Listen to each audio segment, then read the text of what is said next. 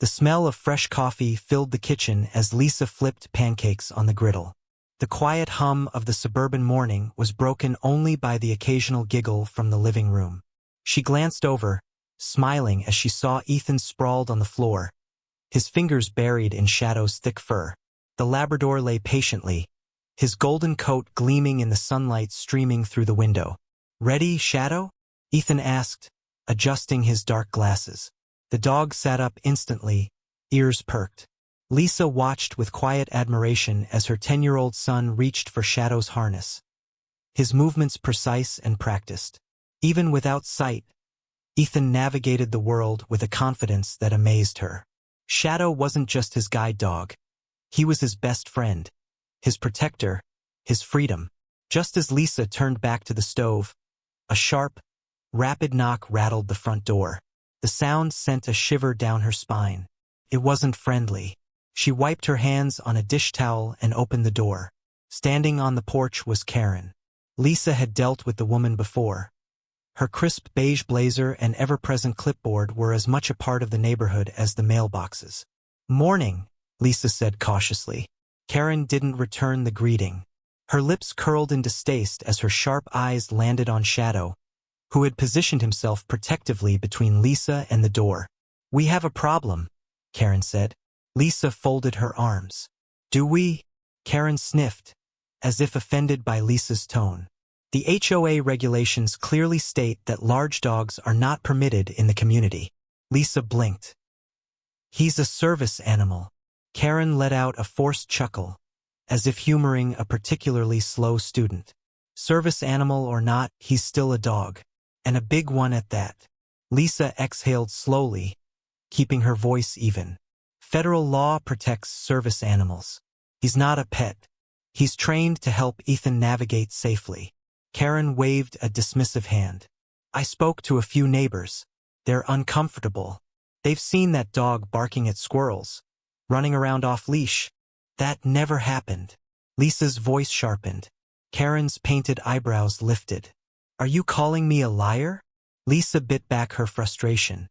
"Shadow is trained. He doesn't bark unless absolutely necessary. And he's never off-leash unless he's inside our home or backyard." Karen sighed dramatically. "Look, I don't make the rules. The HOA does." Lisa stared at her. "Aren't you the head of the HOA?" Karen's lips twitched, but she recovered quickly. "I'm simply enforcing what's best for the community. The board agrees that we can't make exceptions."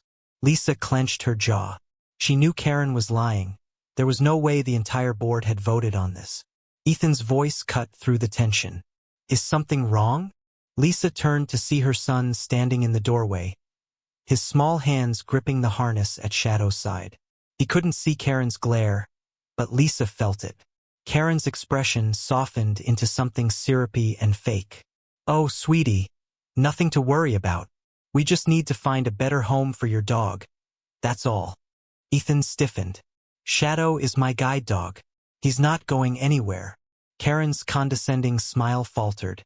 "I'm sure you'll be just fine without him. Kids these days rely too much on animals." Lisa took a step forward, blocking Karen's view of Ethan. "This conversation is over." Karen didn't move. "If you refuse to comply, I'll have to take official action." Lisa's stomach twisted. "Official action?" Karen shrugged. "Animal control handles cases like this all the time. If I report a violation, well, I can't control what happens next." Lisa's grip on the door tightened. "You wouldn't."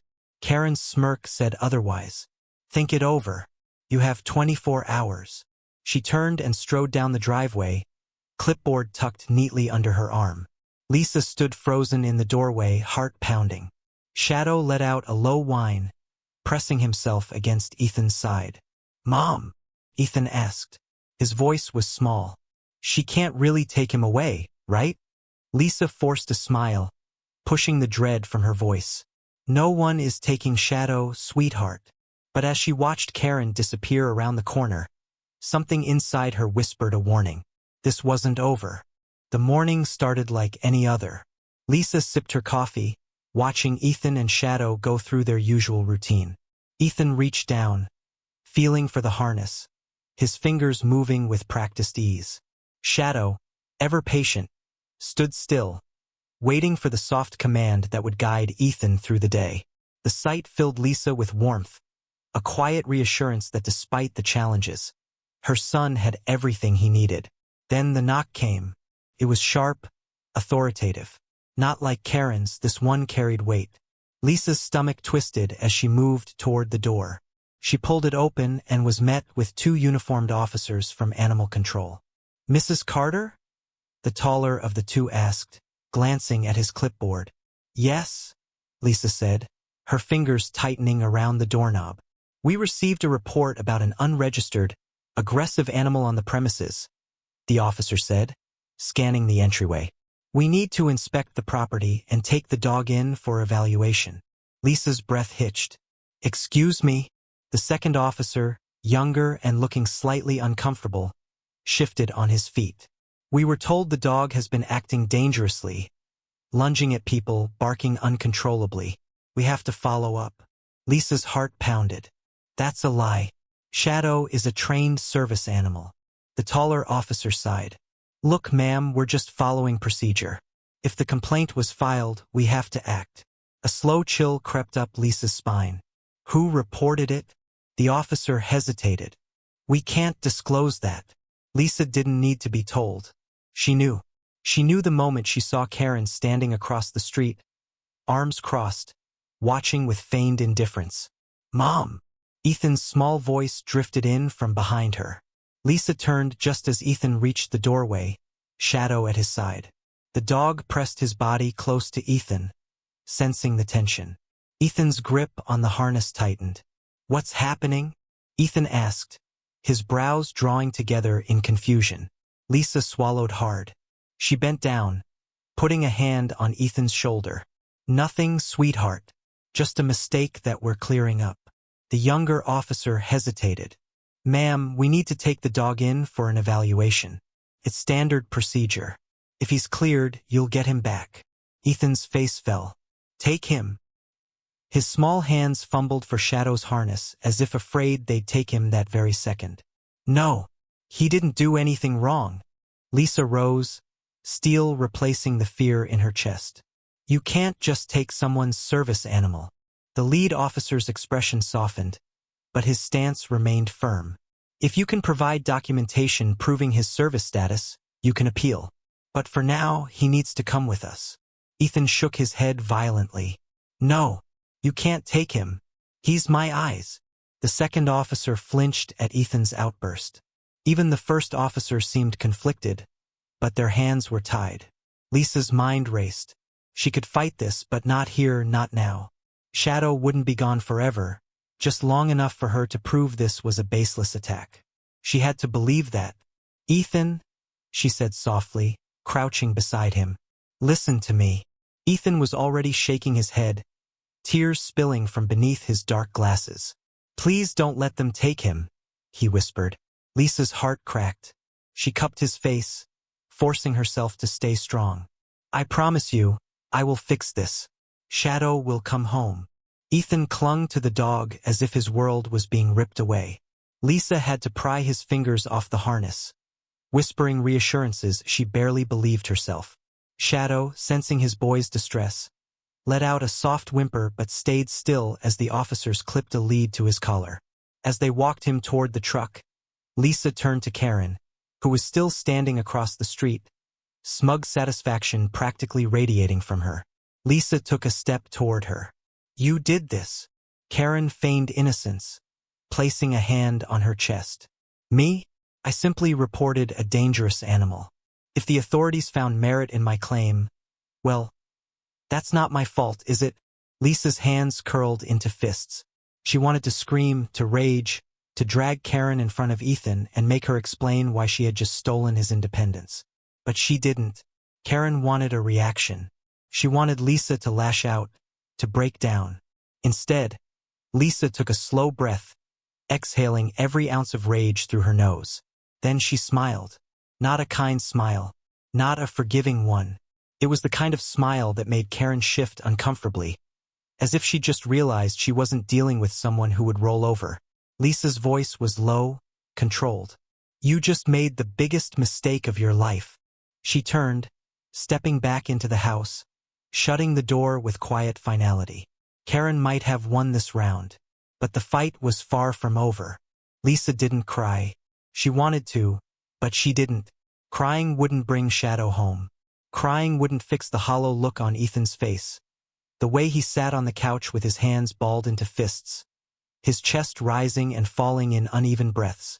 His sunglasses hid his eyes, but Lisa didn't need to see them to know they were wet. She sat beside him, resting a gentle hand on his back. He didn't flinch, but he didn't lean into her either. "I'm getting him back," Lisa said. Ethan swallowed hard. "She hates us." Lisa closed her eyes for a moment. The truth was too heavy to deny. "Yeah, she does."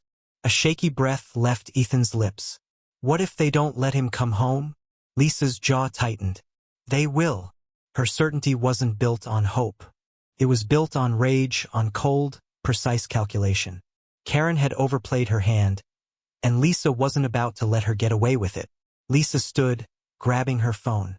"I need to make some calls." Ethan didn't respond. His fingers hovered where Shadow should have been, gripping empty air. Lisa turned away before her heart could shatter all over again. She moved to the kitchen, pressing the phone to her ear as the line rang. After 3 tones, a voice answered.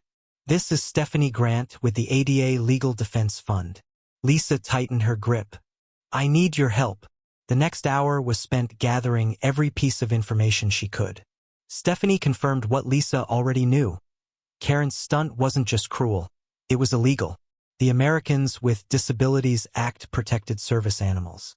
There were no HOA rules, no neighborhood regulations that could override federal law.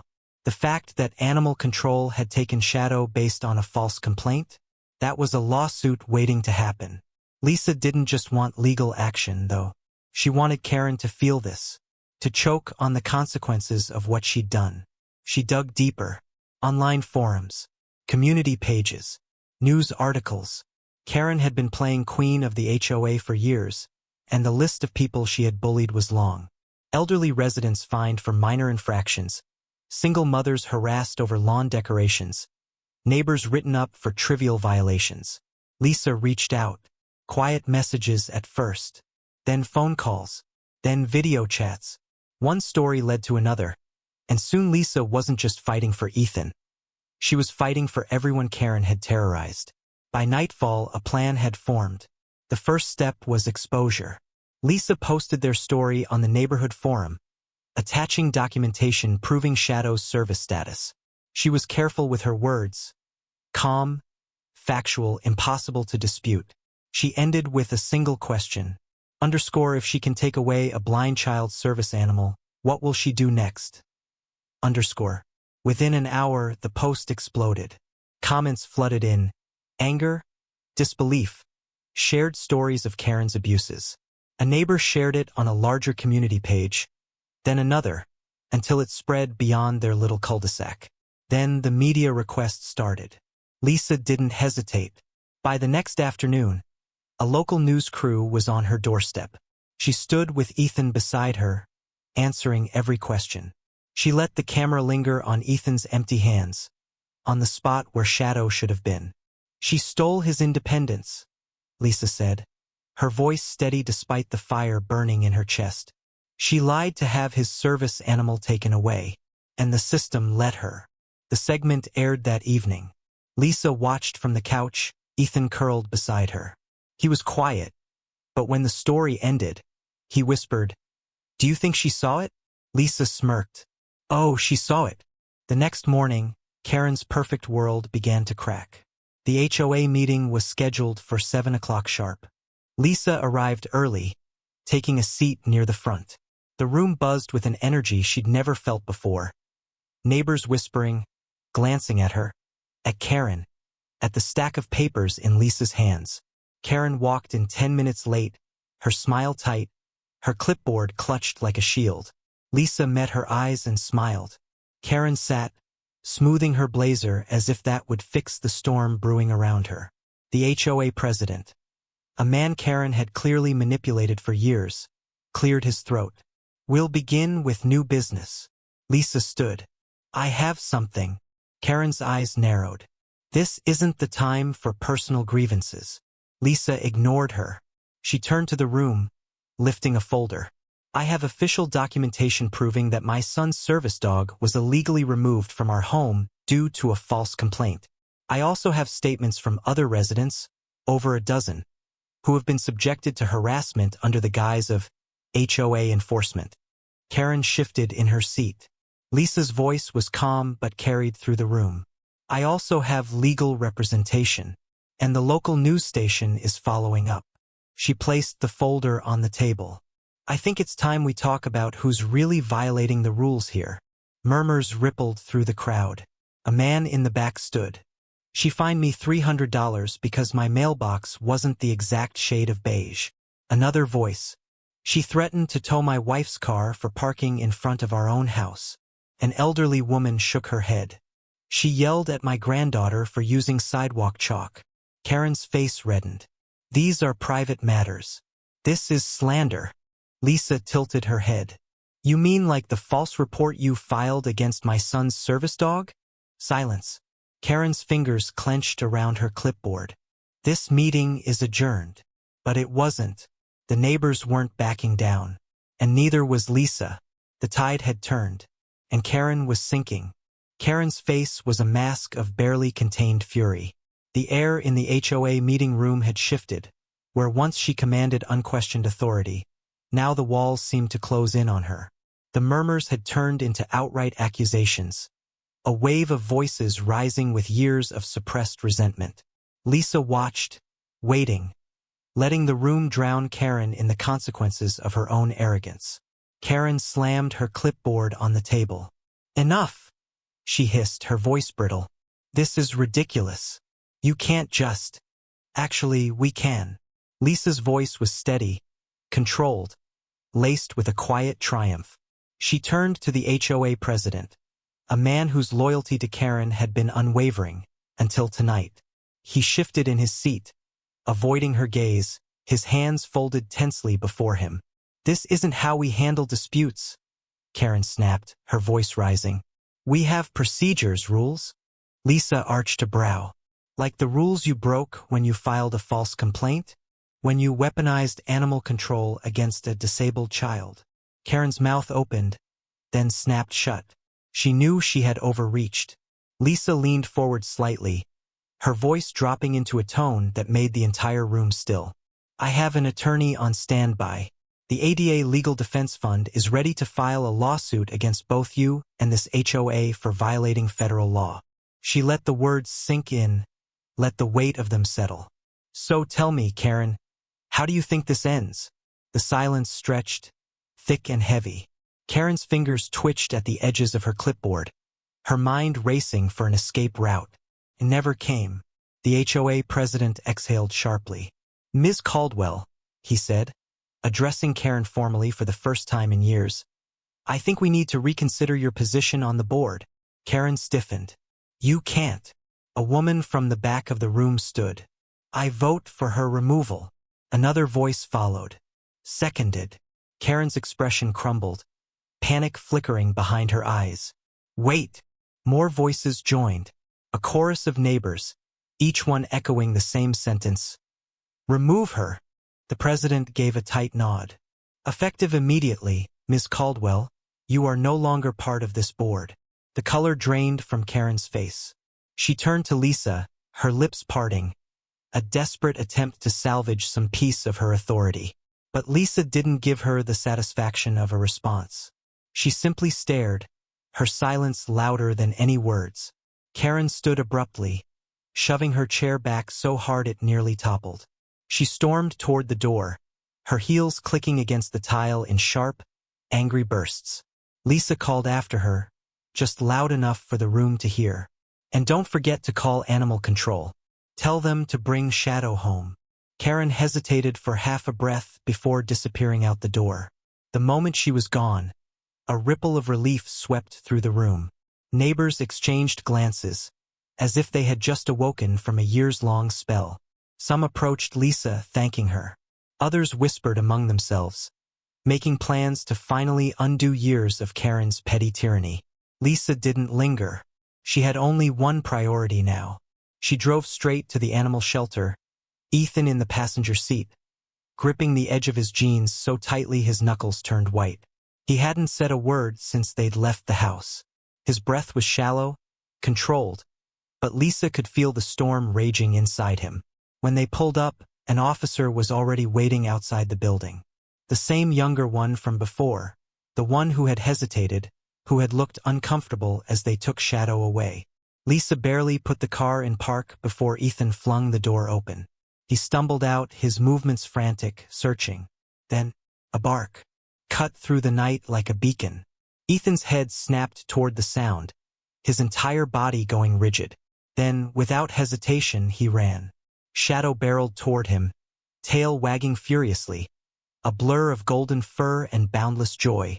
Ethan dropped to his knees just as Shadow reached him, the dog pressing into him, licking his face, whining in excitement. Ethan wrapped his arms around him, his fingers tangling in Shadow's thick fur, his small body shaking with the force of his sobs. Lisa let out a breath she hadn't realized she was holding. The officer stepped beside her. "I'm really sorry," he said quietly. "That wasn't right. We should have checked before taking him." Lisa nodded, her voice tight. "You should have." He gave a small nod of understanding, then turned, letting them have their moment. Lisa walked toward Ethan, kneeling beside him, running a hand over Shadow's head. "Told you I'd fix it." Ethan sniffled, his face buried in Shadow's fur. "I missed him." "I know, sweetheart." Lisa pressed a kiss to his temple. "But he's home now." And as she looked down at the two of them, her son whole again, his best friend back at his side, she knew Karen had lost more than just a position on a board. She had lost her power, and that, more than anything, was justice served.